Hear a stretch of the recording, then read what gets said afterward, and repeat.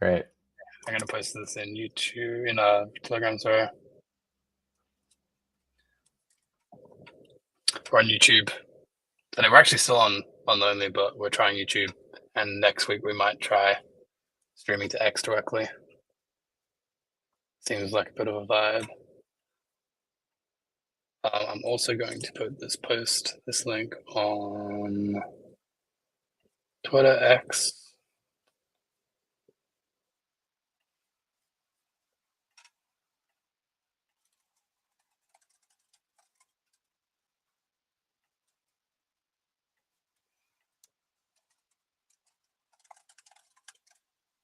Cool. All right, so we've been working pretty hard on the app and made lots of ground on the Raindex self-hosted app. And also at the end, like after that, we're going to go through those updates. We're going to show the web app as well, which is a brand new way to use Raindex. And Dave's also going to go into a bunch of strategies he's been working on. Yeah. Because they're coming the web along. app, you can use it if you're on Windows. That's pretty cool. Yeah. So the web app is going to finally answer all those people who want to use Raindex but don't have Macs.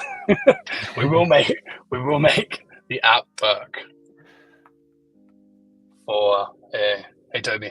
We will make the app work for Windows and Linux eventually. It's just it's work. If anyone wants to help us, this is an open source project, so if you know how to make this app work for Windows, then you're welcome to come help. Yeah. PR's welcome. PR's definitely welcome. But honestly, like the web app's going to be pretty cool for getting your feet wet in the Dex without having to get the app and like learn the language and everything. But I think let's wait for you to go into that properly. Right. Yeah. So, yeah, I mean, the new features are pretty good, actually. One of the main cool things, actually, one of the main things is you can filter the orders now. That's do you want to bring up the app? Yeah, I'll bring up the app. I can present. Sure. And you can take us through, and also you just show us the features, how you're using them to write strats, and also then we can talk about the strats. Yeah, I think this only does. It only shares the whole screen. It doesn't share. No, you should be able to pick a window. Oh yeah, here we go. All right, cool. Yeah, so here's Raindex.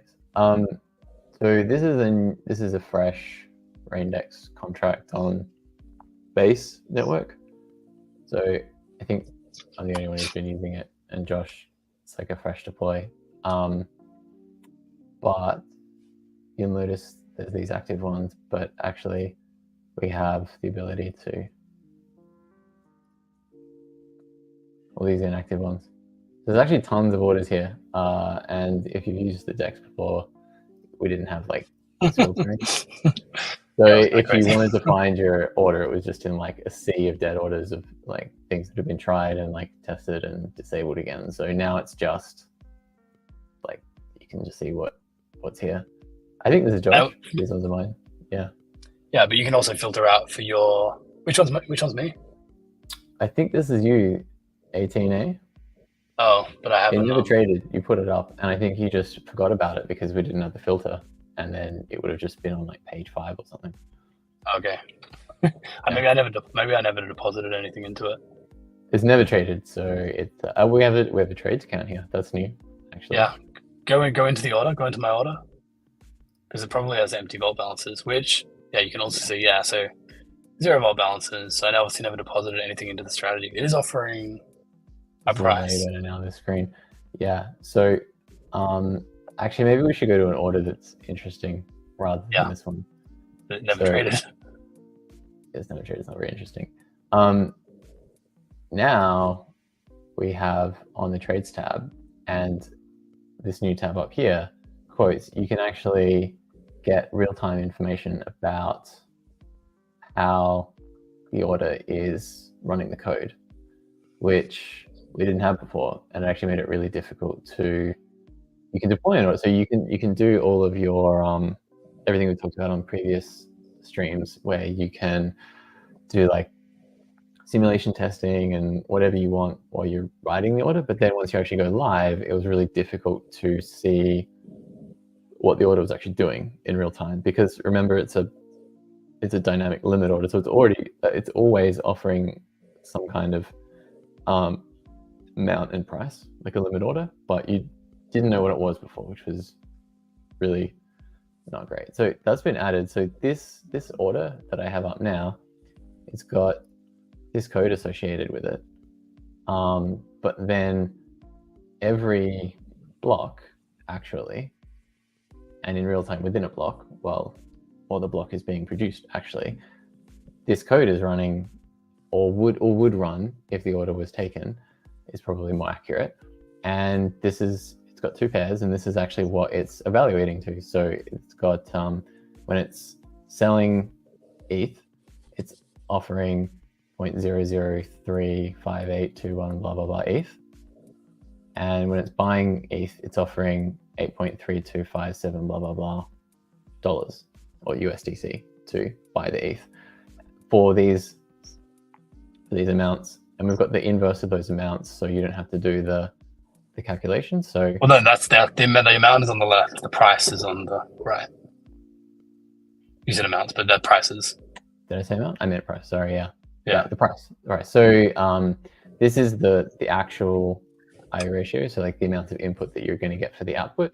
But because this is a bidirectional order, you're going to want to see the inverse, right? So when we're selling ETH, this is the price you'd be familiar with.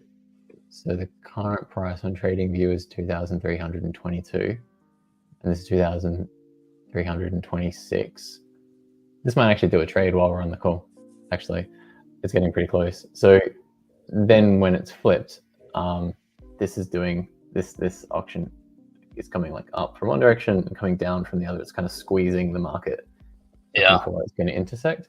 So this number is going to be going up, or this number is going down, but you can see it. You can see it all in like basically real time, or you can pause it. So if you want to inspect this while you're doing a bit of investigation, if you might be debugging an order or you're interested in a particular order, you can pause it and then you can start again. But you can also go really deep, and if you pop this up, it shows you the latest. It shows you from the code, every single line of the code, what every single line of the code calculated. Yeah, so creating this order. So the source 0 is calculate IO, which means and as we know, the last two things from calculate IO is the amount and the price. So you can see 0.2. Yeah, so calculate IO, we've got how many things on the stack there? We've got 1 epoch, 2 IO, 3 max output, and the fourth one is IO price. So you can see 0, 1, 2, 3. So 2 and 3 are amount and price.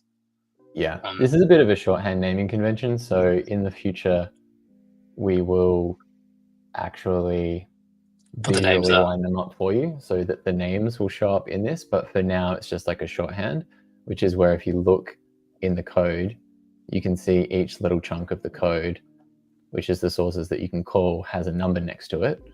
Right? Yeah. And that's going to be the first number. And then if one of these... It's not the line numbers though, to be extra confusing. Those numbers 1, 2, 3, 4 down the side, it's not those numbers. No, because you could have comments and things, right? It's skipping through that. Just being clear, because there is numbers on screen. It can't be the line number because there's comments and things that don't do anything. So this is just the values that actually get calculated. So when you are inside one of these sources, so see this one is going call 2, so 0 call 2 is actually jumping into 2, and then it's calculating these things. And then you got 0, 1, 2.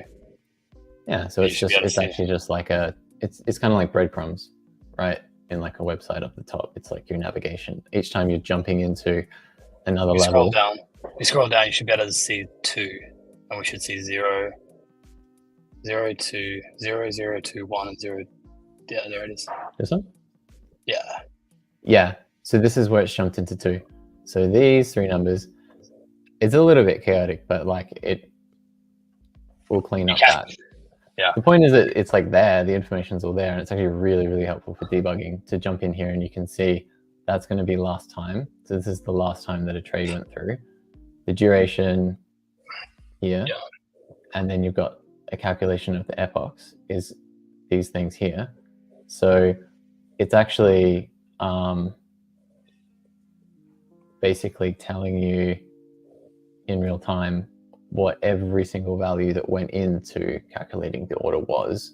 So if you're creating a strategy and it's not behaving the way, like, what is this for? It's for debugging. Like if you're creating a strategy and it's not behaving the way that you think, somewhere in your strategy is a bug, like a mistake. So you will, instead of just getting one final value, it is like, oh, here's the price, and it's like the wrong price. Like that's not very helpful.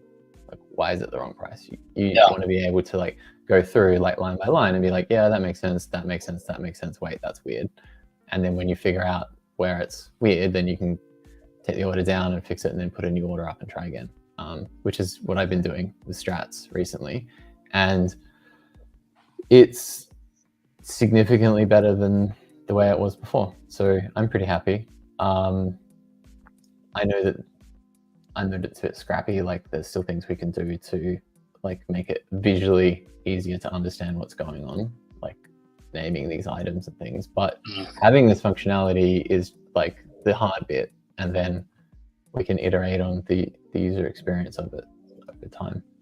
So like I mean, that's really cool. That was like a big upgrade. We had to actually change the contracts to make this work. That's one of the reasons we're on a fresh, or I'm on a fresh version. Basically the goal has been to like, just you've been trying to write strats, and then you're basically just writing them and then being like, I need this thing to make it easier to write strats. And we've just been working through trying to break down. I think literally everybody who jumps in and has a crack at writing a strat is like asks for this. Maybe they don't say it in words. They might not say like, I exactly want like a debug strat with everything, but they're like, how do I see what's going on? It's like the first question they ask. And then we've also got on the trades tab, we've also got the stacks for historical trades. So we actually fork the chain. Oh yeah, that's really cool. I'll pull it up. It'll take a little bit. Yeah, because it takes a while because you have to. Oh, that one was quick. You have to fork. No, I already was looking at some before it was cached. Oh, okay. Yeah. Okay, cool. Yeah, you got to fork the chain. This is like time travel. Yeah, fork the chain and then replay every transaction in the block up until the transaction where the trade went through, and then pull out the stack. So pretty deep. Any trade. Hey, traded. Look at that, we just got a trade live. That's awesome. So wait, so was that you sold more ETH? Okay, so you bought some ETH in the first 3 trades, and now you've sold the ETH again. You're probably not up in USDC yet, but you're probably up in ETH, I guess. Oh, I'm making money. Yeah, I'm making money.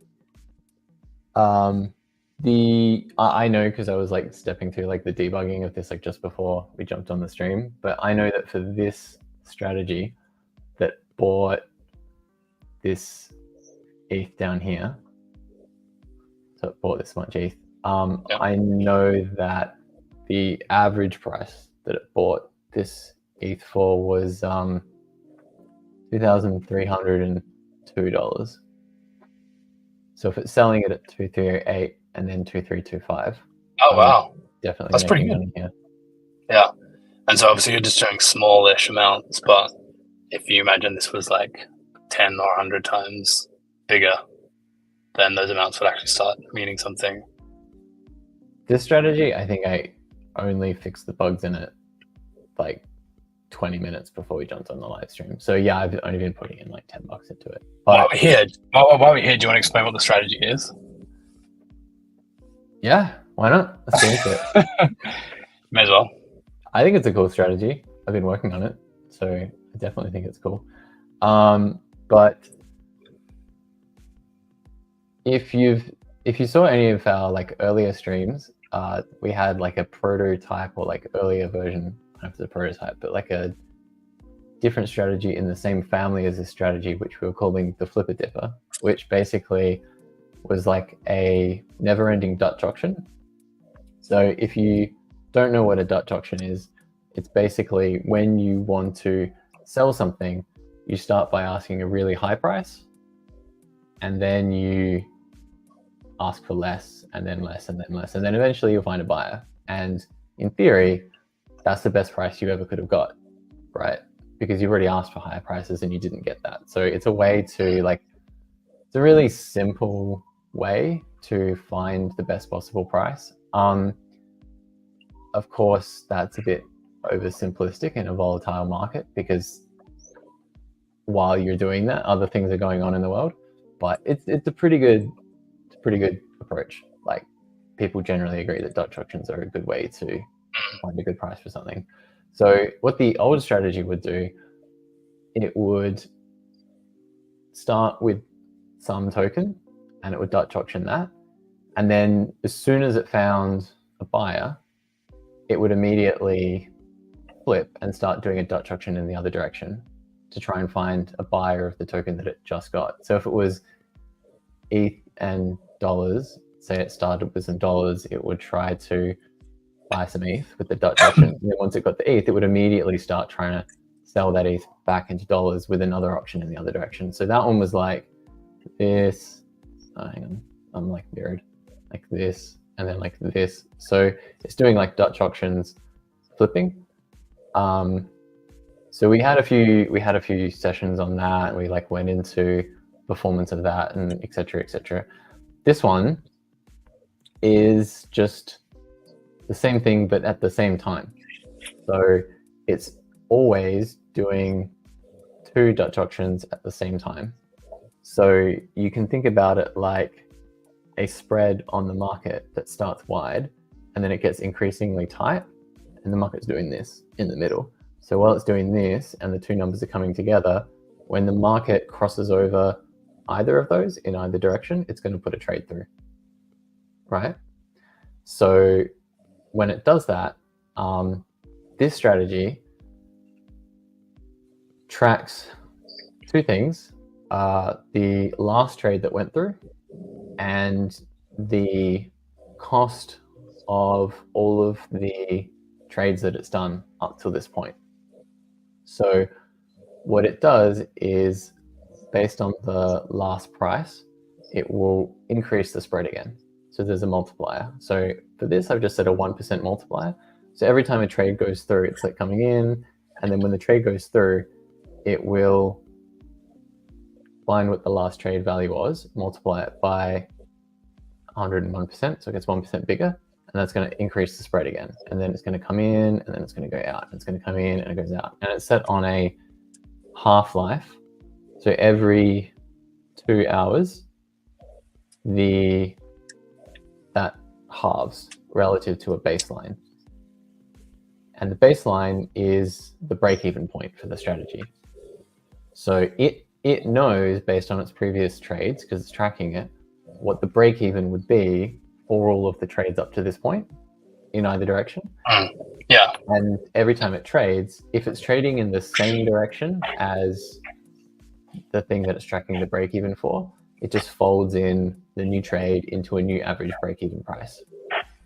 And if it's in the other direction, then it subtracts the amount that it traded from the tracking. So it's kind of like if you're a shop and you're buying things to sell, you're buying them from the farmer or whatever at different prices, but then you sell them to people and then you're trying to make a profit in between, right? So you're trying to set your prices somewhere that's always like higher than what you bought from the farmer so you can sell things. So the strategy is basically doing that with tokens, with this never-ending auction. And if it ever completely sells out, like you can see this, it's done $8, $9, $7. So then now it's done $9 and $8.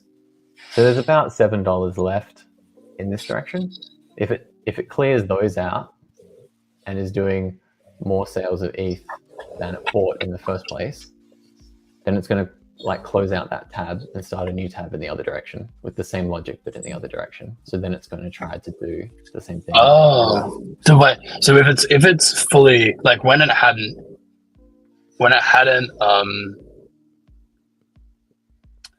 ever sold ETH, like in the first 3 trades when I had just bought ETH, there's no like break even for buying ETH because it's so what how does it know what price it's aiming for to buy ETH again? These ones? Yeah. Like after the first trade, it made a trade. So we assume it intersected with the market and it got that market price the first time it. Oh, well, the first one becomes the break even because it is the first trade. So but then the when second there's only one trade, the break even is the first trade. No, but what's the break even for the second trade to buy ETH again? If it's in the same direction, you mean? Yeah. Or it's the weighted average of these two things. So it's this. No, ratio. I mean for the second trade, what price is it aiming to buy ETH again? Or it's not. It's just it will just say I'll just keep market. So it's an auction which starts at 1% better than the previous trade and finishes at the break even. So but there's no break even to buy ETH again after the first trade when it bought. It buys ETH the first trade, and then the second trade, what is the break even to buy ETH? It's like it's buying ETH. It never sold ETH, so to buy it back, it's not buying ETH back. It just bought ETH and then it's buying ETH again. So they're just trying to buy another. But there is still a price point that is the break even for it to sell the ETH. Right, but that is still a price point. That is still a price. So it just treats break even as the baseline for future buys. So that sounds complicated, but it translates to it will only ever buy again if buying again will improve the break even. So basically it's looking to buy for cheaper than the last time it bought. Okay, so say it just kept buying ETH and never sold the ETH. If it never could find a price to sell ETH, if the price of ETH just kept going down further and further and further, it would just keep buying ETH. It's basically just buying ETH, market buying ETH as long as ETH is cheaper, which it is because it's just going down all the time. Yes. So then at that point, it's just basically it just keep buying ETH. But the break-even point to sell the ETH will also keep coming down because the average is getting lower and lower and lower of all the prices that never bought ETH. Yes, exactly. And the amount, just to make it more complicated, it's not that complicated. It's just the amount is bigger at the start of the auction than the end of the auction. So because the spread is bigger at the start of the auction, so if the price jumps really quickly, it will actually put more money towards that because it wants to move the cost basis down further in anticipation of a profit. That it'll make a better deal on the way back up. It'll get more money on the way back up. Yeah. And then if you're like, well, I don't want to just buy ETH indefinitely all the way down, then you just don't deposit any more USDC. Just when you start the strat, you don't deposit any more than you're willing to spend, basically. Just that's your max. And at some point you might max out. Yeah, that's what Vault's for. That's why we have Vaults, is that you can manage your money exposure between your strategies and not just have it like all pointing straight at your wallet. So that's exactly why we have Vaults. So this has a balance of $23 left. Actually, I reckon that's wrong because we do have a bug that this doesn't actually refresh when the trades go through. I reckon. Oh, okay. 31, 0 balance. Yeah. So that's, I already put a ticket up for that. But basically we do need, when a trade goes through, it needs to like update these balances. So it was 20 something and then this $8 came in and now the balance is 30. And obviously this balance has come down as well because we sold some ETH. So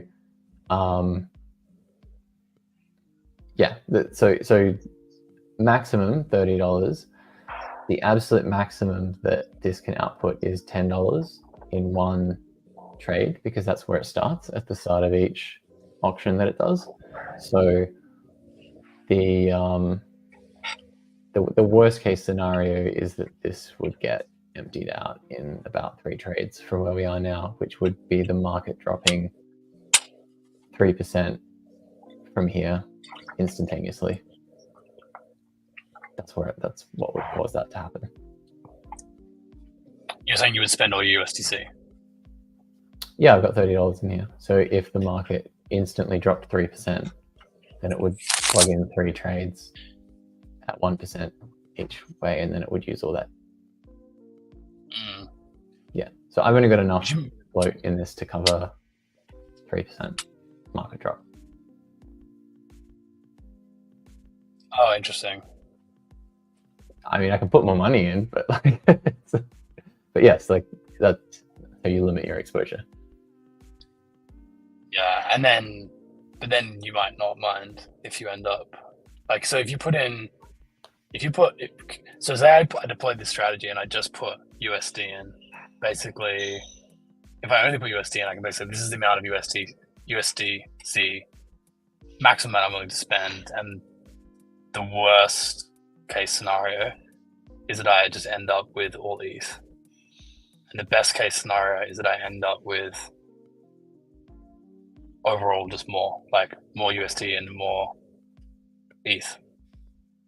This strategy, like the flip dipper, which it was partially based on, is good for a market where it's going to go up and down. Because if it just keeps going in either direction, it's just going to rotate all of your funds out into the other vault, and then it's just going to sit there because it'll never have an opportunity to buy back. I'd say, well, I mean, all markets will fluctuate. So does that mean? But obviously, there has to be some way that this strategy loses. What's that? Oh, all markets are going to fluctuate, right? They're going to bounce around, and they're going to bounce around, but also while also going up and down. Mm-hmm. So what happens? What's like the worst case scenario for this strategy? Nothing. That nothing happens. Well, like you said, like if ETH just keeps going down, it'll buy ETH, and then it'll just hold a token that just went down. Like that is the worst case scenario, isn't it? You just bought a token that just went down, and it hasn't come back. Well, some people might consider that buying the dip. I guess it depends on your, like we talked the other day, it depends on your time horizons. If your time horizon a lot on your time horizons. Yeah. If your time horizon for ETH is long, then potentially there is no worst case scenario. Worst case is that you buy ETH. you buy ETH at the market, like you basically DCA. That is your worst. And your best is that you end up with more ETH. Right?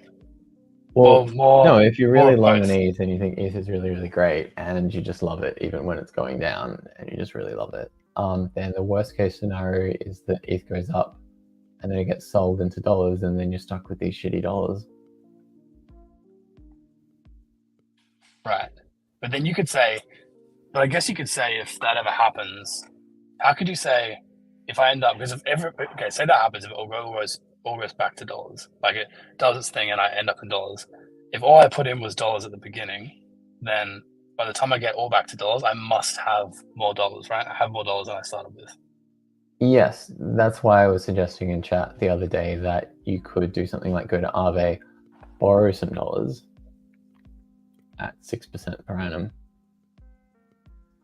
split it between like ETH and dollars, chuck it in here, let it run for a bit, and then as long as ETH doesn't just completely bottom out, then when ETH does recover and move back up, you'll have more dollars than you borrowed, and then you can put it back in Aave and just like keep the difference. Sounds risky. It's leverage, so. The risk would be that you don't have enough collateral and you get liquidated at some point, or that ETH just stays down like a really, really long time and you don't get like enough rotations to cover like mean, that's not that much. Yeah, Like, 6% per annum. Like, it's not that big of a loan. Like, even if you lost 6% because you got 0 trades, like, what are the chances of that happening? That's true. I've already made like 0.5% since 5:30 p.m. today, so I'm on track for that 6%. That's pretty insane, actually. That's pretty insane. It's a pretty good strategy. It's a good Like, strategy okay. in the right market. Like all strategies are about like applying the right strategy to the right market conditions. So even if the speculation is automated, it's still speculation. So what do you think makes this strategy good for this market? Like, what is it about the market that makes this strategy good? Apart from the fact that I don't mean that it went up. Well, unless you mean it went up at 5:30 and then it went down at 5:54. But I mean, like, is there an overall characteristic which makes this strategy good for this market? I would say that so we've been talking about the structure of the strategy so far, mostly, right? We've been talking about like its behavior. We didn't really talk about the specific parameters for the strategy. So when I initialized this strategy, there's a few of these like green numbers in here, which are just like constants that I configured in the bindings. Mm-hmm. So me making some decisions like, I think the price should increase by 1% every time it trades. And I think that the half-life should be 2 hours, right? And these are the tokens that I want to trade. Like, I'm making decisions.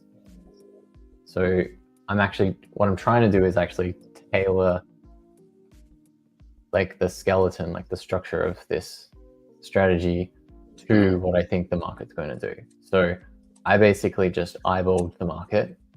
I didn't do any like fancy back testing, even though I know we can. I just kind of eyeballed the market and like watched it for a little bit and was like, cool, like we're kind of chopping around like every few hours. So 2 hours seems like a reasonably good halving time. And we seem to be like moving around by like, I don't know, like 0.5%-ish. I kind of like got some. So I was just sort of like looking at it wasn't that I had this strategy ready to go and then I waited for the perfect market and then I jumped it in. It was more like I was looking at the market and I did a few test runs that were bad. And then this one is going better. And it just feels like a little bit more in tune. But honestly, like there's probably a whole world of analysis that could go into tuning these parameters better than I did just by eyeballing it. But it seemed like good enough. I was just like, yeah, cool. Like the market's doing this every few hours. So I'm just going to type that into my strategy and deploy it and see what happens. Okay. Fair enough.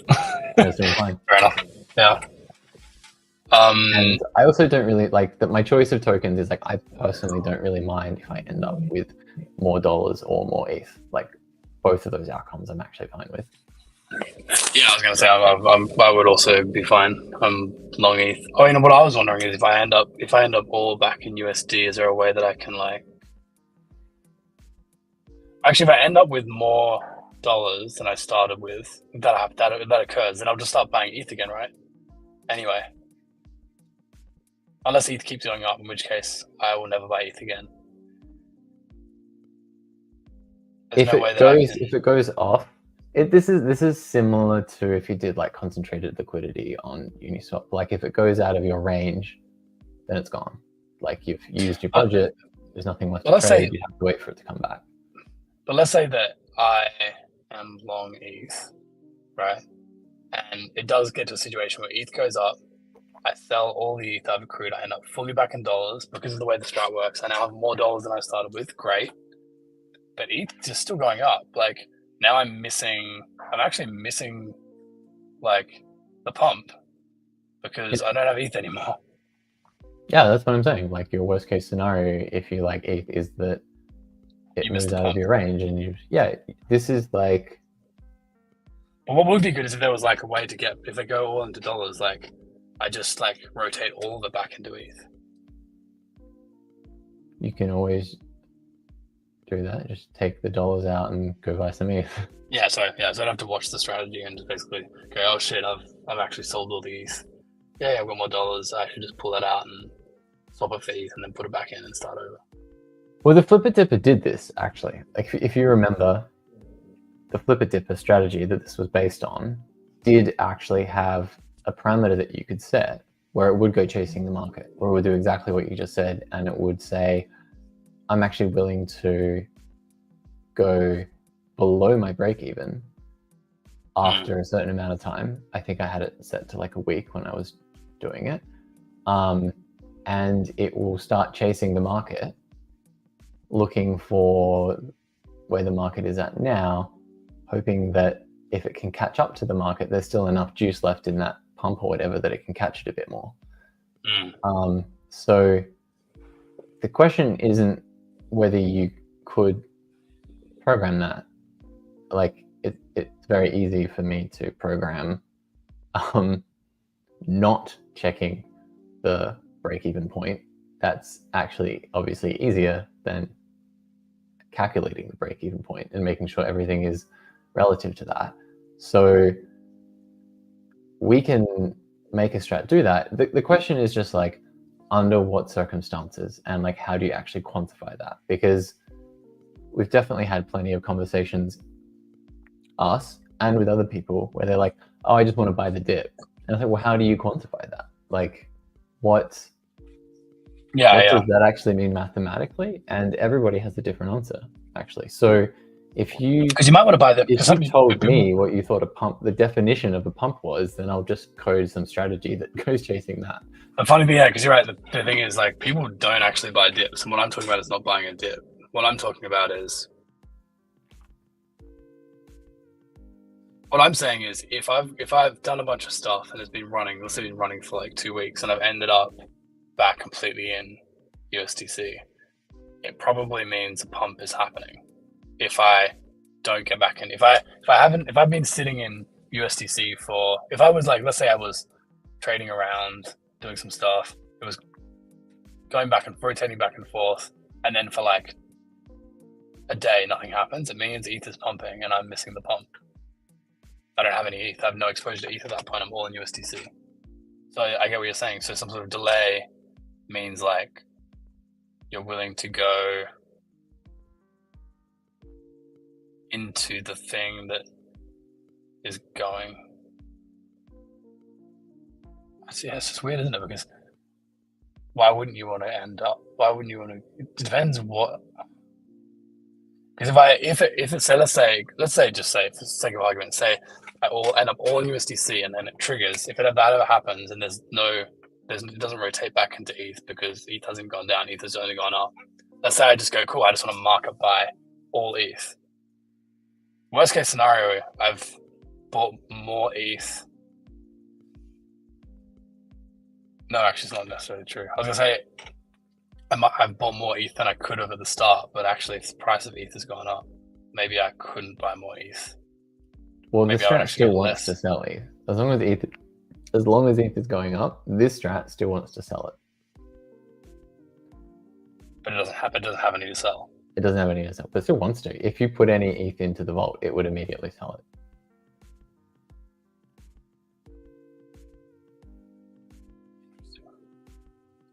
But you know what? If you thought this strat was a reliable indicator that the market is pumping, you could run this strat with a small amount of money, and then you could write another strat that reads the balances of this strat and then uses that as a signal for the real strategy. Yeah. If you really thought that this strategy can reliably predict pumps, you're welcome to do that. I don't think it can reliably predict pumps. I'm just saying that if there was a pump happening, the case would be that I wouldn't be missing it.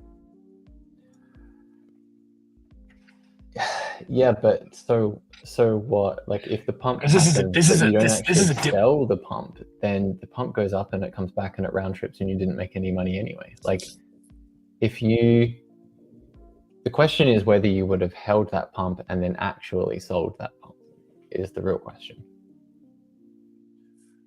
If it's pumping, you should just be, I would imagine that the best way to get out of a pump is to the safest way to get out of a pump is just to continually sell, not wait for anything. Just like just be selling all the way. Yeah. I would have thought to just spread it out. Don't like wait for the top and try to catch the top. Well, just sell all the way up. That's what this chart will do. It'll layer buy every percent on the way up. Well, I mean, you can configure whatever you want, but I've got this one strat I still want to try writing is a thing that tries a pump catcher, like a wave catcher, that actually has like a setting. It's obviously risky because it might not really be a pump. It just buys and then that is the top, and it only goes down, and you end up holding the bag. But it would be fun to write a pump catcher, something that like looks at the trend and is like, hey, there's a small pump happening.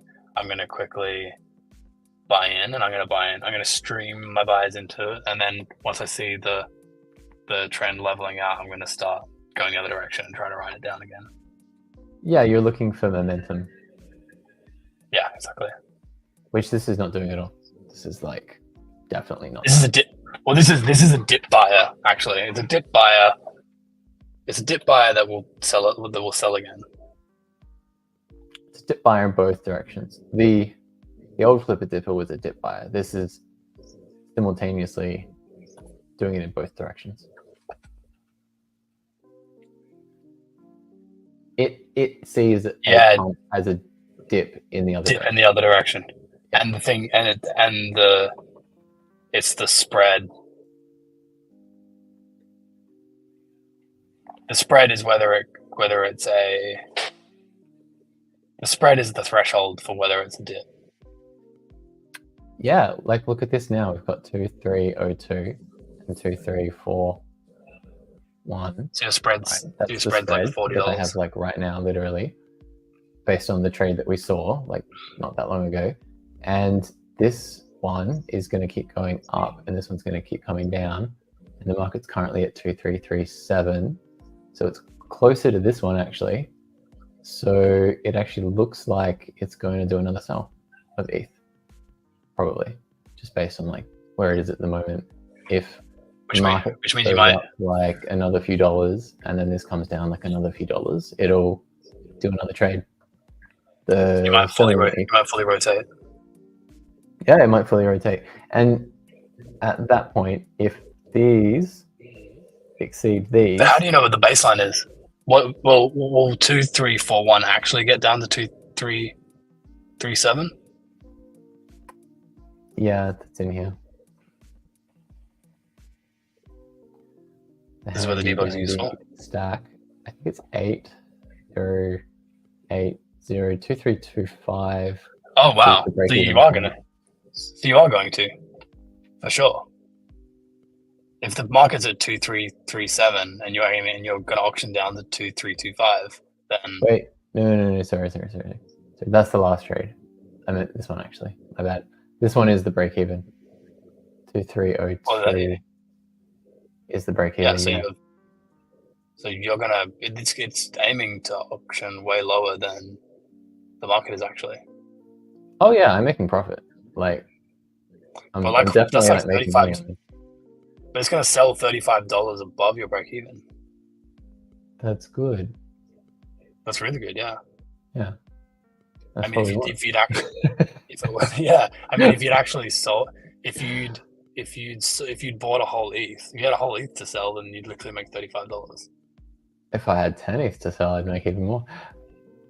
I mean, that's kind of what I was talking about, like Aave before. Like the rates on Aave are like 6%, and if my rotation is auctioning around like a 0.5 to 1% in like a rotation, even if the market like shoots off, if I do like, even if this runs for say like a week, and I get like a couple of good rotations in that period of a week, and I make like a couple of percent in a week compared to owing like 6% over a year, like it's just like paid for itself, really. Yeah. I don't see this as like Like you could try to just run it forever and keep topping it up, but you could also just like drop one in, run it for a week or two, wind it up, do another one, like reassess where the market's at, like eyeball it again, be like, oh yeah, like the market's calmed down a bit, or like, wow, it's like really choppy, or like whatever. Just have a bit of a look at it and just kind of like re-up some strats, like once a month, a couple of times a month, just let them run. That's pretty cool. Yeah. We have 15 minutes. We have 15 minutes left. I feel like we should segue into the web app. Definitely should segue into the web app, because this, once I've tested this a bit more, is going to be in the web app. We'll add it That's to the web app for sure. Good So segue. I'm going to start presenting this, and you can present something that is much more useful to the average person. So, I just realized I've only got. Oh, what have I done here? Okay, so this is still like a local build, but it's good for a demo. So the problem is that Raindex, the app that we just looked at, is super powerful, but as you can see, it's also highly technical. So you've got to like learn Rainlang, you've got to sort of debug your strategies. There's quite a learning curve, and we've seen that people want to try Raindex out, but they don't necessarily want the barrier to getting started being writing a strat from scratch. And so I've been working on this, which is, well, I actually started with Brian at the hackathon in Brussels, ECC Brussels, but I've been working on it further, which is basically a web app version of Raindex. So a web app version of Raindex where you don't have to write the strategy, you just have to parameterize it. So like this is just a quick demo page. And at the moment, I've just got 3 DCA strategies. It's like the canonical rain strat, but we'll be loading this up with other strategies like the one you just saw. And if you want to try it, instead of actually having to get the Rainlang and put it into Raindex and do things that way, you can just come here and you can click deploy, and you can just answer the questions. So say this was a DCA, so I set a budget, how much USDC do I want to spend per day to buy WETH? Say I want to spend $5 a day. Deposit amounts, this amount that I'm going to deposit into the vault. Say I deposit 1 cent, and then I can just deposit the tokens and deploy the strategy. So the parameters for the strategy that you just showed, Dave, would be, I guess, something like, how much do you want to, like, what's your kind of budget? But like, it's on a fixed budget, right? Oh, it's you pick the maximum amount that it will pay per trade and the minimum amount that it will pay per trade, and then it obviously scales between those as it auctions, and then you pick the multiplier on the spread each time it does a trade. Like I set 1%, and you pick the half-life. So I set 2 hours. Every 2 hours, it's going to halve the spread. So the half-life kind of ends up being a proxy for the budget, right? I guess they all do end up being a kind of a proxy for the budget, because the faster that it intersects with the market, the more often you're going to trade. And so... Yeah, well, they both are. So if you set bigger amounts per trade, it's obviously also going to be a bigger budget, right? You said so it's a minimum amount. It's a minimum amount and a maximum, not a price. Yeah, okay. Yeah. So you set the size of the trade, and as you saw, like that's decreasing during the auction. But then the price is dynamic because it's bouncing off the market as it intersects with the market. The reason actually why you want to tweak the price dials is because you have to sort of find a balance between you might want to be more greedy on the multiplier. So if you thought the market was going to move really fast and move like 5%, maybe it's a super volatile token, then if you do 1%, then it's going to take 5 trades to even move 5%, and the cost basis is going to move even less than that because it's going to be the average of those 5 trades. So you want to make sure that the spread is always wide enough to catch those big movements, but then you don't want to spend too long out here if the market is doing this in the middle. So you need to find like a nice, it's so you can find a sweet spot between catching the big movements but not missing the small movements. So yeah, for me, I tried like 2 hours for a halving, but you could do like 1 hour, 3 hours. The other thing is if you make it like, for some reason, if you make the halving really, really fast, then you run the risk of sort of overshooting the market a little bit, where your order is moving so quickly that it can't even trade fast enough. Like the bots can't even like catch it. But you're only going to run into that if you set the half-life like really small. If it's a few hours, you'll be fine. Yeah, I mean, realistically, there's probably like some sane values for the half-life, and the main dial that someone's going to want to tweak is like how big they want their trades to be, I would say. I don't know. Like when I was doing stuff on Flare with the Flipper Diver, I had a half-life that ran the auction for 5 days, and the one that I'm doing is only 2 hours. It really depends like how sensitive you want the trade to be honest. Yeah. Like if you were doing stables, like this would work for stables too. They have to be like very sensitive because they have very small fluctuations. Yeah, so it's like the resolution basically. And the resolution is the precision in the number system and also the block times. If you have really slow block times, then you haven't got very high resolution, and so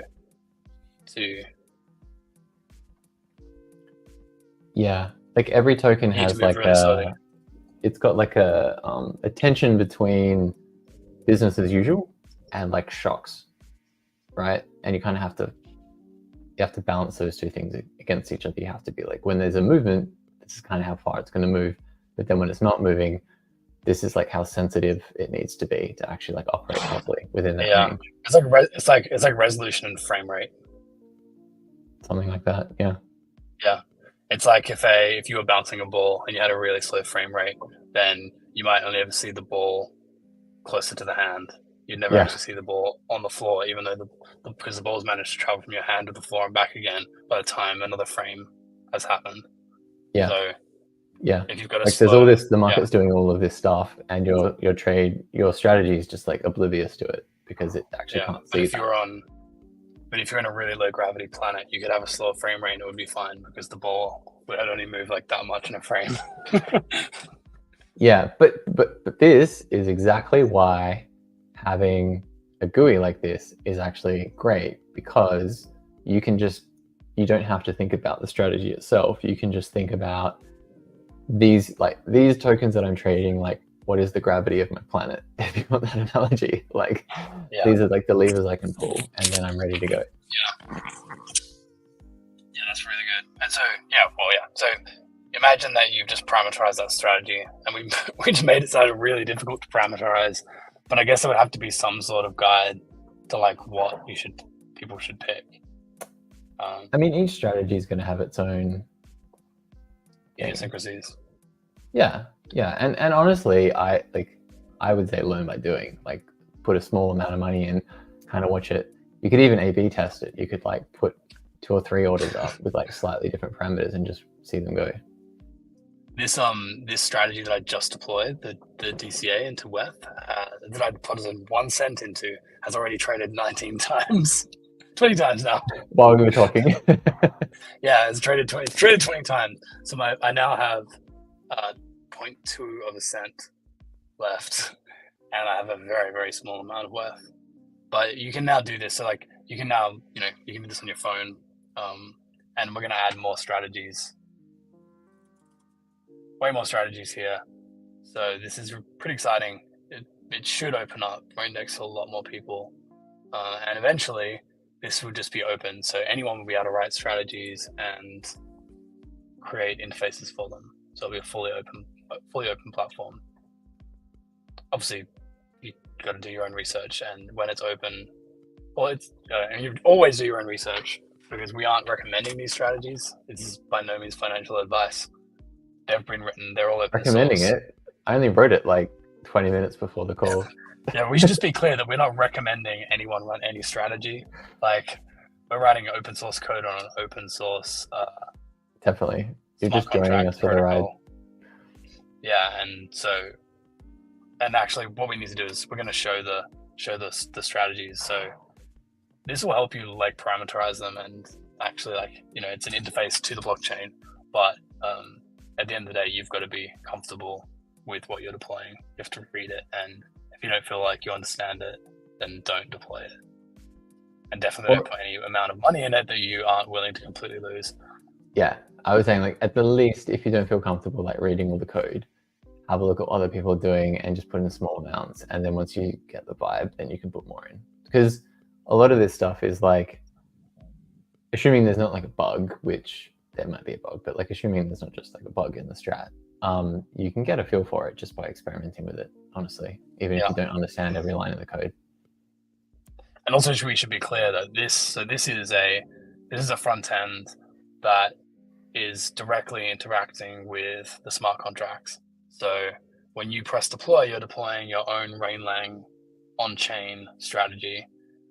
We don't take your money. We're not holding it. We're not an exchange. We're not holding your money. So you're interacting. We're devs. The money's going straight, or the tokens are going straight from your wallet to the smart contract, which we also don't have admin keys for, and is also open source. So we're not intermediating any of your funds at all, and we don't hold your funds, which is a massive bonus. You're running these strategies without having to trust your funds with anyone. It's literally just trusting them with a smart contract, which you can make your own decision about, but there's no human element involved in this. I just want to point that out. And I'm going to point that out in the interface as well. It's a really important aspect of what we're doing here. And also, the other important thing is, if you want to help, come help us. Like, I don't think we say it enough, but this is open source, and contributors are totally welcome. If you want to write strategies, if you want to contribute to like any of the front end or the app, or even if you want to help like add words to the language, anything, like, it's all open. This is a public good project. There's also there's no fees. We should also point that out, because people would expect that there's some sort of fee that we're taking when they use this. There are no fees. It's just software that helps you make money. It's just software. If you're good at it. It's just software, yeah. It's software that you can use to make money, but you also if you're good at it. Not if I'm good at it, if you're good at it. Whoever you are who may be watching. Yeah. Okay, cool. Are we good with the disclaimers? Are you feeling disclaimed up? I feel like I've disclaimed a lot. I've spent the last 5 minutes disclaiming.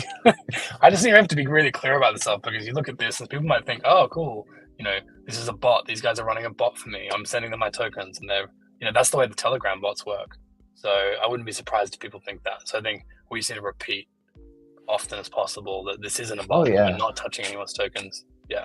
I just think it can never hurt to say. We're being very blasé, but this is actually like super CryptoPunk. Like, it's pretty hardcore actually. We have no control over the contracts at all. Yeah, and nobody else does. But it's out of control. It's 100% out of control. Yeah. Put your funds in today. The user has control. The user has control of their funds. Exactly. Yeah, you have full control and full responsibility. Yeah. Yeah. Okay. Well, we can end on the disclaimers. Thanks everyone for watching, whether you're watching this live or whether you're watching back on YouTube. And if you have questions, the other thing we don't say is, not often enough, is join our Telegram. We're a growing community, but we're not so big that we won't talk to every single person. Like, if you want to write a strategy, we'll help you write it line by line. Or if you want to try using this, if you want to be like a tester, like an early tester of this, just come in. Like, we're very welcoming, and yeah, we just want to work with people. Cool. That's it. Bye, everyone. All right. See ya.